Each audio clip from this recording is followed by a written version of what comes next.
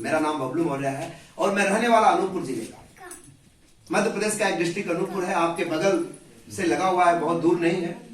और मेरा जो प्रोफेशन था वो टीचिंग का था। सन 2000 में एक व्यक्ति ने मेरे को इस बिजनेस में बताया कि सर आप यहाँ का कपड़ा पहनोगे, चाय पियोगे, नमक खाओगे, हल्दी, तो आपको यहाँ से पैसा आएगा। अभी बहुत सारे साथियों ने बताया, किसी को 700 आया, किसी को 1200 आया, किसी को 1500 आया, किसी को 5000 आया, किसी को 50,000 आया। सुना आपने कि नहीं सुना? दादू राम जी ने 13 लाख की भी बात कही, यस या नो? उस जमाने में जब वो आदमी मेरे पास में आकर इस तरह के पैसे की बात किया, मेरे समझ में एक बात आ गई कि हर किसी को आप उल्लू बना सकते हो, बेवकूफ बना सकते हो, फंसा सकते हो, लेकिन मैं तुम्हारे जाल में फंसने वाला हमको बेवकूफ समझ रहे हो। पिछले 20 सालों से मैं लगातार अपनी आंखों से देखते हुए आगे आ रहा हूं। हमारे दादा, हमारे बाबा, पड़ोसी, रिश्तेदार, कई सारे लोगों ने साबुन, तेल, कपड़ा लगाया, पहना, खाया, लेकिन किसी को साबुन लगाने, कपड़ा पहनने और चाय पीने से पैसा नहीं आया।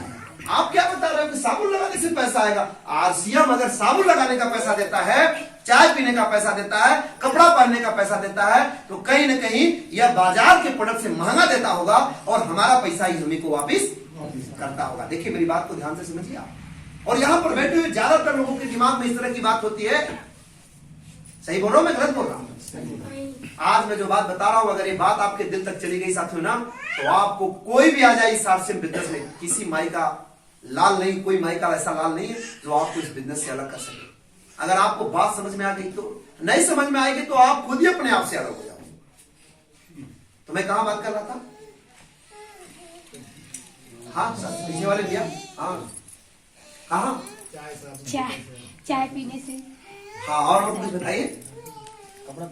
देखिए भाई, एक कहानी में बार बार हर मीटिंग में बोलता हूं कि ओम गौरियाय नमः, गणेशाय नमः, सभी देवी देवताय नमः।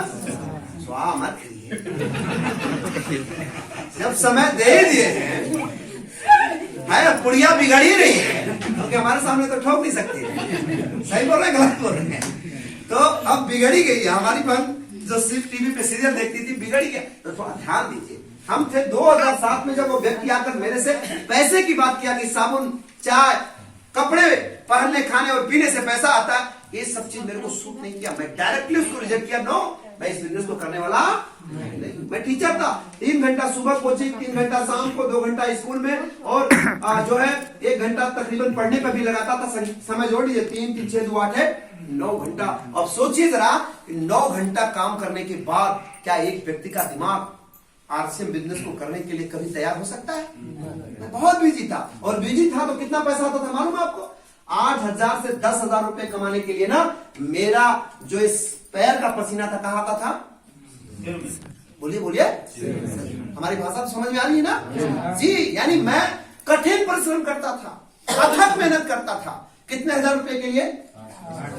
इसको याद करिएगा, ये रुपया है। 2007 की कहानी मैं आपको बता रहा हूं। काम कितना करता? 3 3 6 2 8 है 9 घंटा। फिर भी आरसीएम समझ में नहीं आ रहा था। क्यों नहीं आ रहा था? सब उल्लू बनाते हैं, सब फंसाते हैं, सब बेवकूफ बनाते हैं। अरे यार, साबुन लगाने से पैसा आता तो आज देश के अंदर गरीबी ही नहीं होती। यस या नो? मैं पढ़ा लिखा व्यक्ति था भाई साहब। आप कितने पढ़े लिखे मुझे नहीं पता, मैं पढ़ा, पोस्ट ग्रेजुएट किया था। उस जमाने की मैं बात कर रहा हूं। इसके बाद मैंने कई सारे कोर्सेज और भी किए, उसकी चर्चा मैं आज आपसे नहीं करना चाहता हूं। वो आप बड़े प्रोग्राम में आइएगा तो आपको पता चलेगा। इसके बाद भी उस व्यक्ति ने इतना कुछ बताया, इसके बाद में भी समझ में नहीं आता था। साबुन लगाने से पैसा आता चाहे नहीं आता, लेकिन अगर हम आरसीएम का साबुन लगा ही लेते तो बर्बाद हो जाते क्या?